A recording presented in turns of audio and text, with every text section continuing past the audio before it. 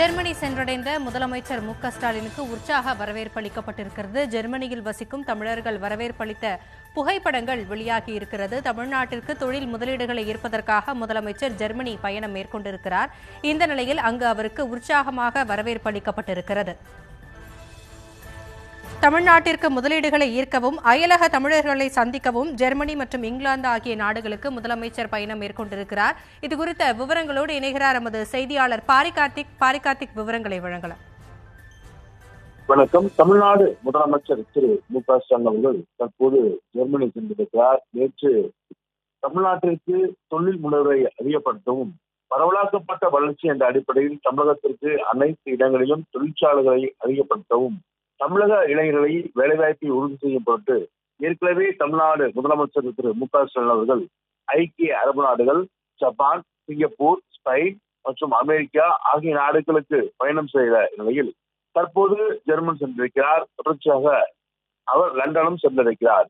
பல்வேறு தொழில் முனைவுகளை தமிழ்நாட்டுக்கு பெறப்பட்டதற்கு இந்த முக்கியமான காரணமாக இந்த பயணம் அமைந்திருக்கிறது. ஏற்கனவே தமிழ்நாடு இந்திய அளவில் அயல்நாட்டு முதலீடுகளை ஈர்ப்பதற்கு முதல் மாநிலமாக திகழ்ந்து வருகிறது. அது மட்டுமல்ல, இதுவரை நடந்த பன்னாட்டு தொழில் முனைவர் மாநாட்டிலும் கூட கிட்டத்தட்ட 650 ஒப்பந்தங்கள் இதுவரை கையொப்பமிடப்பட்டு புதிதாக தொழில் முனைவர்கள் அதிகப்படுத்தி வருகிறார்கள். குறிப்பாக தமிழகம் முழுக்க தென் மாவட்டங்களுக்கும் அதிக வேலைவாய்ப்பை உருவாக்கும் பொருட்டு தமிழ்நாடு அரசு இத்தகைய திட்டமானது கொண்டு வரப்பட்டு தொடர்ச்சியாக செயல்படுத்தப்பட்டு வருகிறது.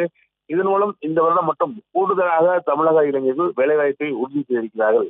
அந்த அடிப்படையில் தான் தற்போது முதலமைச்சர்கள் இங்கிலாந்து மற்றும் ஜெர்மன் நாடுகளுக்கு பயணம் செய்ய இருக்கிறார். அதன் அடிப்படையில் இன்றைய தினம் இன்று காலை ஜெர்மன் சென்றிருக்கும் முதலமைச்சர்களை அங்கு இருக்கக்கூடிய தமிழர்கள் உற்சாக வரவேற்பு கொடுத்து வந்தார்கள்.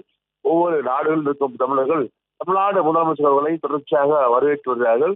அவர் செல்லும் இடங்கள் எல்லாம் அங்கு இருக்கக்கூடிய தமிழ் சங்கங்கள் அவரை உற்சாகமாக வரவேற்று வருகிறார்கள். அது மட்டுமல்ல, இந்த பயணத்தின் போது முதலமைச்சர்கள் ஆக்ஸ்போர்ட் பல்கலைக்கழகத்திலும் உரை நிகழ்த்த இருக்கிறார். ஏற்கனவே பேரறிஞர் அண்ணா அவர்கள் 1968ஆம் ஆண்டு அமெரிக்காவில் இருக்க பல்கலைக்கழகத்தில் உரையாற்றினார். அதன் அடிப்படையிலே தற்போது முதலமைச்சர்களும் உரையாற்ற இருக்கிறார் என்பது கூடுதல் சிறப்பாக இருக்கிறது. தொடர்ச்சியாக முதலமைச்சர்கள் அங்கு சென்று ஜெர்மனில் இருக்கக்கூடிய பல்வேறு தொழில் முனைவர்களை சந்திக்க இருக்கிறார். அங்கு சிறப்பு கூட்டமும் ஏற்பாடு செய்யப்பட்டிருக்கிறது.